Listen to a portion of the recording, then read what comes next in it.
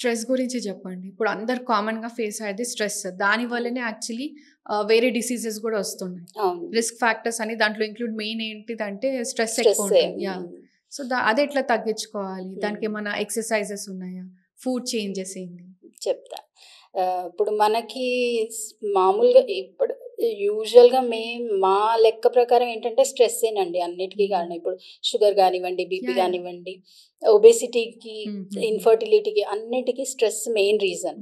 So, ఈ స్ట్రెస్‌ని తగ్గించడానికి మేమేం చేస్తామంటే శిరోధార అని ట్రీట్మెంట్ ఉంటుంది. హుహు. శిరోధార, నస్యం ఇవి పనిచేస్తాయి. ఇవి కూడా పంచకర్మల పార్ట్స్ అనమాట. హ్మ్. సో, అవి పనిచేస్తాయి. అంతే కాకుండా నిద్ర కరెక్ట్‌గా ఉండాలి. ఒక 8 అవర్స్ మినిమమ్ నిద్ర ఉండాలి హుహు. ప్రతి ఒక్కళ్ళకి. హ్మ్. సో, దాంతో కూడా మన స్ట్రెస్ మేనేజ్ అవుతుంది. ఓకే. ప్లస్ ఫుడ్ కూడా. ఫుడ్‌లో కూడా మనం ఇప్పుడు ఈ ఆయిలీ ఫుడ్, మసాలా ఫుడ్ ఇవి కాకుండా సాత్విక ఆహారం అంటే ప్లెయిన్ బ్లాండ్ డైట్ అంటారు. హుహు. జస్ట్ ఒక సాల్ట్, పెప్పర్ ఏసుకొని హుహు. అట్లా ప్లెయిన్ ఓకే. బ్లాండ్ డైట్ తీసుకుంటే అది సాత్విక ఆహారం అనమాట. హుహు. సో, దాంట్లో కూడా మన స్ట్రెస్ బాగా కంట్రోల్ అవుతుంది. హ్మ్. దాంతో పాటు మెడిసిన్ గూడా ఉంటుంది మాకు. ఇప్పుడు బ్రాహ్మి, జటమాంసి, శంఖపుష్పి ఇవన్నీ మన స్ట్రెస్ అంటే ఇప్పుడు ఈ రెనిన్ యాంజియోటెన్సిన్ అని ఇది ఉంటుంది, సైకిల్ ఉంటుంది.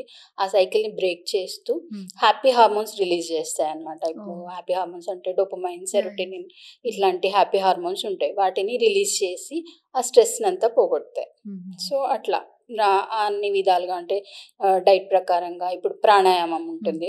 ఎక్సర్సైజ్ ప్రకారంగా ప్రాణాయామం చేయిస్తాం.